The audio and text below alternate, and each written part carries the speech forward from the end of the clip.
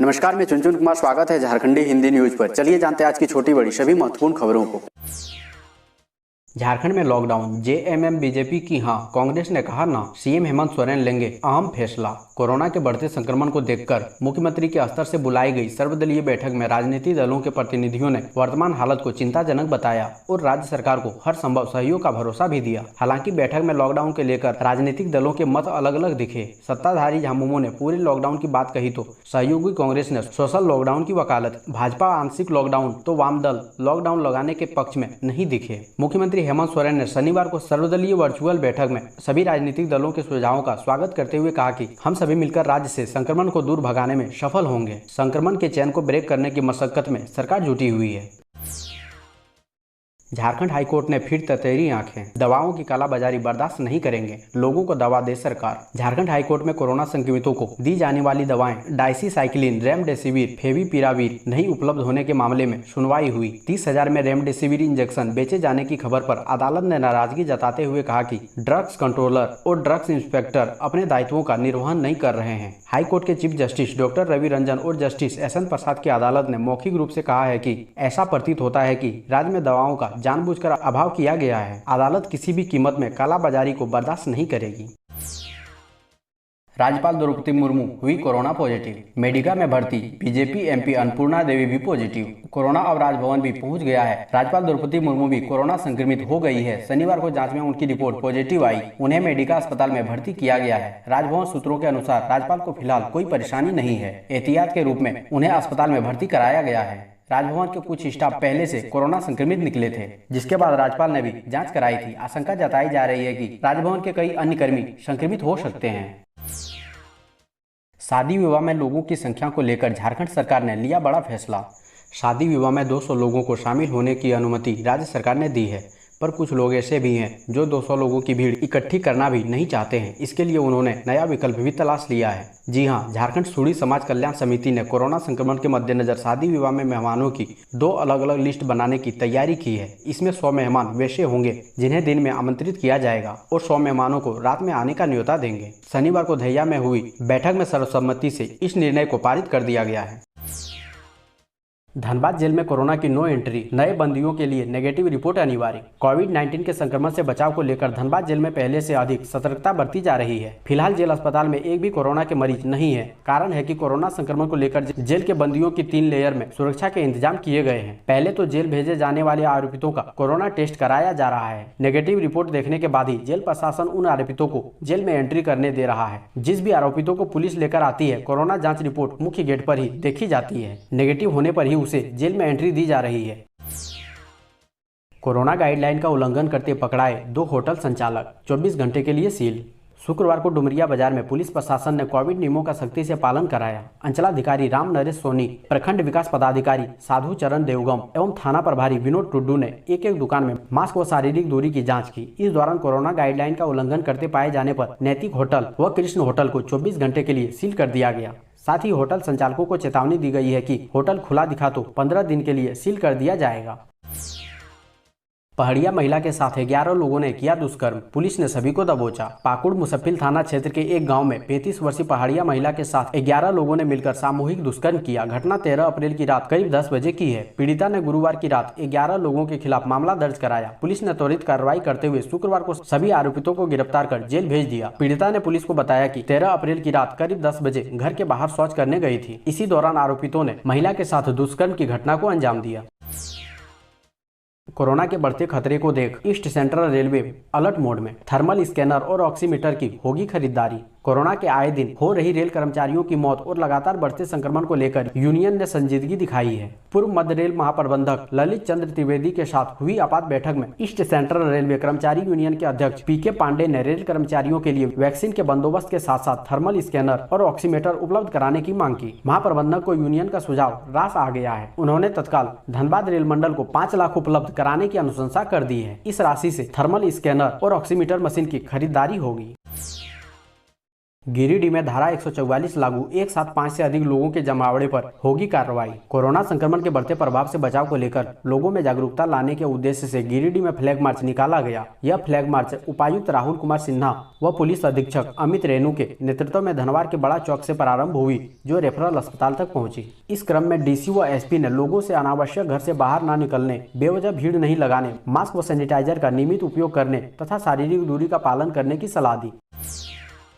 सरकार ने घटाए कोरोना उपचार में इस्तेमाल होने वाली रेमडेसिविर के दाम। देश में कोरोना की दूसरी लहर के बीच रसायन एवं उर्वरक मंत्री डीवी सदानंद गौड़ा ने शुक्रवार को कोरोना उपचार में होने वाली रेमडेसिविर दवा को लेकर बड़ी खुशखबरी दी है। सरकार कोविड-19 के इलाज में काम आने वाले रेमडेसिविर इंजेक्शन का उत्पादन बढ़ाने के लिए सभी कदम उठा रही है, ताकि देश में इसकी उपलब्धता को बढ़ाया जा सके। गौड़ा ने ट्वीट कर कहा, सरकार रेमडेसिविर की उत्पादन सुविधा का विस्तार करने और उनकी क्षमता और उपलब्धता बढ़ाने के हर जरूरी कदम उठा रही है। गौड़ा ने बताया कि सरकार के हस्तक्षेप के बाद रेमडेसिविर के प्रमुख निर्माताओं ने स्वेच्छा से दवा के दाम प्रति शीशी 5,400 रुपए से घटाकर 3,500 रुपए से भी कम कर दिए हैं।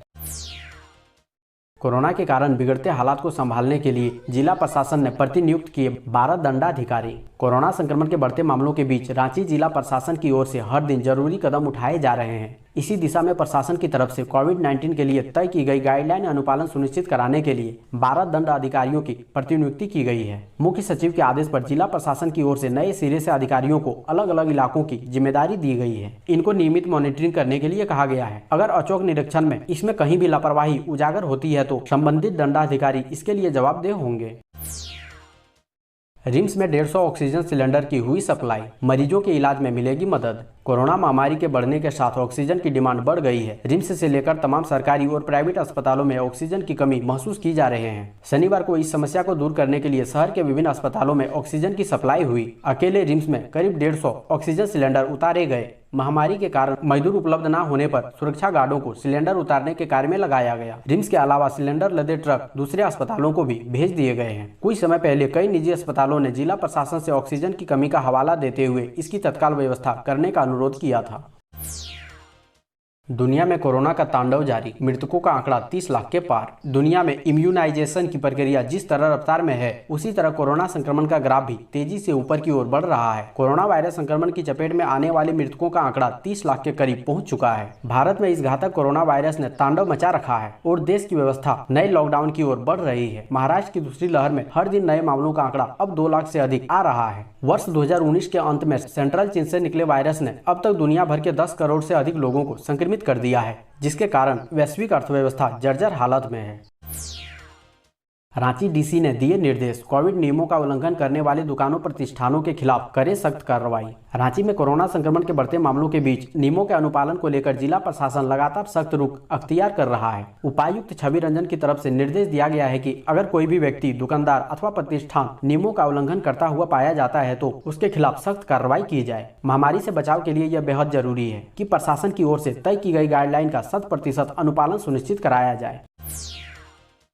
कोरोना से अब क्यों डरना, धनबाद नगर निगम है ना, बस एक कॉल कीजिए, घर सहित पूरा मोहल्ला हो जाएगा सैनिटाइज। यदि आप अपने मोहल्ले या वार्ड में सैनिटाइजेशन कराना चाहते हैं तो धनबाद नगर निगम को फोन करें। कोरोना संक्रमण के बढ़ते मामलों को देखते हुए नगर निगम की ओर से युद्ध स्तर पर सैनिटाइजेशन का कार्य शुरू किया जा रहा है। इसके लिए नगर निगम ने 6 टीमों का गठन किया है। सभी वार्डों में water sprinkle machine, tractor mounted high pressure machine, hand spray machine के सहयोग से सोडियम हाइपोक्लोराइड सोल्यूशन का छिड़काव किया जा रहा है। बस्ता कोला कोल डंप से कोयला चोरी को लेकर चंदमारी में सीआईएसएफ व ग्रामीणों में झड़प। बस्ता कोला कोल डंप में शनिवार की सुबह कोयला चोरी को लेकर सीआईएसएफ और चंदमारी मांझी बस्ती के आदिवासी ग्रामीणों में झड़प हो गई। सीआईएसएफ के जवानों ने आदिवासी ग्रामीण महिलाओं पर लाठीचार्ज कर दिया। ग्रामीण महिलाएं भी जवानों पर पथराव कर दिए। इस दौरान सोनी देवी मंझियाइन, उनके पति विकास कुमार, सोनी मरांडी, अंजलि, अनिता कुमारी, पारो देवी सहित अन्य लोग जख्मी हो गए। ग्रामीणों के पत्थर से जवान अंबुज कुमार चोटिल हो गया। गंभीर रूप से जख्मी आदिवासी महिला सोनी देवी मंझियान और जवान अंबुज को SNMMCH में भर्ती कराया गया है। सतर्क रहे, झारखंड में सबसे तेज फैल रहा कोरोना, ये 3 राज्य ही आगे। झारखंड में कोरोना का संक्रमण अब छत्तीसगढ़, मध्य प्रदेश और उत्तर प्रदेश के बाद सबसे तेज रफ्तार से फैल रहा है। हम आपको यह डराने के लिए नहीं बल्कि सतर्क करने के लिए बता रहे हैं। एक सप्ताह 9 से 16 अप्रैल के आंकड़ों के विश्लेषण से यह सामने आया है कि झारखंड में कोरोना के मामले जहां पिछले सप्ताह प्रतिदिन औसत 1% की दर से बढ़ रहे थे, वहीं अब मामले इससे दोगुने दर अर्थात 2% की दर से बढ़ रहे हैं। झामुमो नेता पर हमला में ढुल्लू महतो व उनके भाई समेत 7 पर केस। झामुमो नेता कारू यादव पर बम से हमला करने के मामले में बरोरा पुलिस ने कन्हई चौहान की लिखित शिकायत पर ढुल्लू महतो व उनके भाई शत्रुघ्न महतो सहित 5 नामजद और 2 अन्य के खिलाफ मामला दर्ज किया है। इन पर षड्यंत्र के तहत एकमत होकर जान मारने की नीयत से बम से हमला करने तथा गाड़ी को क्षति करने का आरोप लगाया गया है। देर रात तक पुलिस ने इस मामले में किसी को भी गिरफ्तार नहीं किया है। हालांकि घटना को लेकर क्षेत्र में तनाव की स्थिति बनी हुई है।